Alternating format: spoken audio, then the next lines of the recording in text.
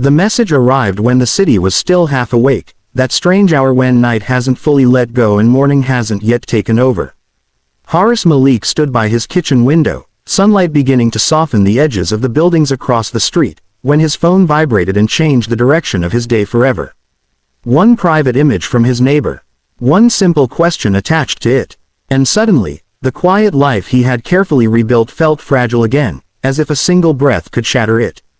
If you believe in kindness, second chances, and the quiet moments that change lives forever, take a second to like, comment, share, and subscribe to the channel Midnight Tales.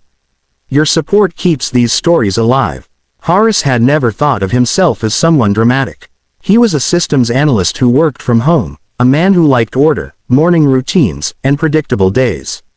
After losing his wife 3 years earlier to a sudden illness, predictability had become his survival tool. He woke early, made tea the same way, worked near the window, and avoided anything that felt too emotional.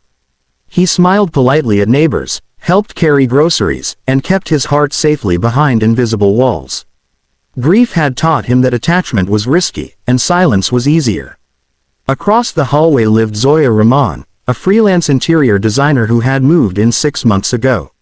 She filled the building with daylight energy, always working during the day, rearranging spaces, painting, sketching by her open door. Haris noticed her in small, harmless ways. The way she hummed while watering plants in the corridor. The way she wore soft colors that seemed to reflect sunlight. They exchanged friendly nods, sometimes a brief conversation about the weather or the building's unreliable elevator, nothing more. Haris told himself that was enough. The photo she sent wasn't provocative or inappropriate. It was a picture of a half-finished mural she was painting in her apartment, sunlight pouring through the window, colors warm and hopeful. But what made his chest tighten was the vulnerability in it.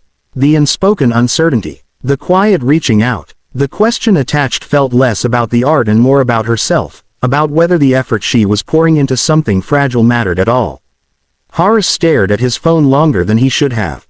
His first instinct was to pull away, to close the door gently and return to his safe, quiet routine. He had done that with invitations, friendships, even family calls that felt too heavy. But something about that image refused to let him retreat. It reminded him of a time when his late wife had once asked him a similar question, holding up a half-written poem, unsure and hopeful at the same time. That memory hurt, but it also warmed him. He didn't respond immediately. Instead, he went through his day distracted, numbers blurring on his screen, tea growing cold beside him. Outside, the city moved fully into daylight, and Haris realized how long it had been since he had allowed himself to feel anything new. Avoiding pain had also meant avoiding connection, and somewhere along the way, his world had become very small. By midday, he found himself standing outside Zoya's door with a small potted plant he had bought on impulse from a street vendor downstairs. His heart pounded like he was doing something reckless. When she opened the door, sunlight streamed behind her, and the mural from the photo was there, even more beautiful in person. It wasn't perfect, but it was alive, full of color and intention. They talked for a while, not about the photo directly, but about art, about work, about how strange it felt to create something without knowing how it would be received. Haris surprised himself by opening up, sharing pieces of his loss, his fear of letting life feel too much again. Zoya listened without rushing, without fixing, the way people rarely do. For the first time in years, Haris didn't feel like he had to hide his grief to make others comfortable. Over the following days, their connection grew in gentle, daytime moments. Coffee shared in the hallway. Sunlit walks to the nearby market. Conversations that drifted from design to memories to hopes neither of them had admitted out loud before. Zoya spoke about her own struggles, about moving cities after a painful breakup, about doubting her talent despite years of experience.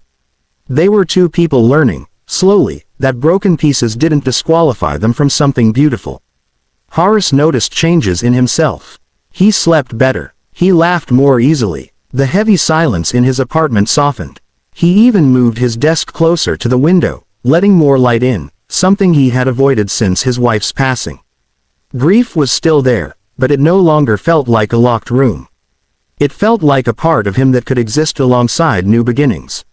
The mural was finished one bright afternoon, and Zoya invited him to see it properly.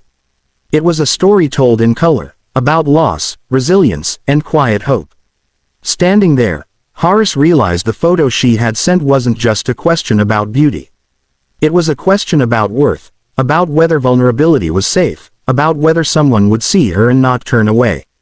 And by choosing to step forward instead of retreat, he had answered more than he ever could with words. If this story is touching something in you right now, if it reminds you of a moment when kindness changed your direction, please take a moment to like, comment, and share this video. Your engagement truly helps these stories reach hearts that need them. Horace and Zoya didn't rush anything.